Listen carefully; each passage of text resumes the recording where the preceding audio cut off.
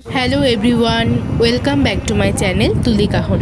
পুরনো জিনিসের প্রতি আমার একটু বেশি মায়া, বিশেষ করে বাড়িতে থাকা কিছু পুরনো জিনিস তুলির টানে তাকে নতুন রূপ দিতে বরাবরই আমার বেশ ভালোই লাগে।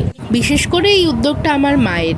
আমি খেয়াল করে দেখেছি, বাড়ির কোনো পুরনো জিনিস যদি আমি রং করে সেটিকে সুন্দর করে তুলি, মা সেটিকে দেখে ভীষণ খুশি হয়। আমায় একদিন একটা দিদির ভিডিও দেখে বলেছে, এ কি সুন্দর ডিজাইন করেছে, তুইও আমাকে একটু পাখাটা ডিজাইন করে দে। আমার বেশ ভালো লেগেছে, তাই ওনার আবদার রাখতেই একটু চেষ্টা করেছি। আমার জানা নেই এই জিনিসটাকে কি বলে, ভীষণই ভারী ছিল, মানে আমার রিয়াকশন দেখেই তোমরা বুঝতে পারবে যে আমার এটা হাতে নিয়ে রং করতে ভীষণই প্রবলেম হয়েছে।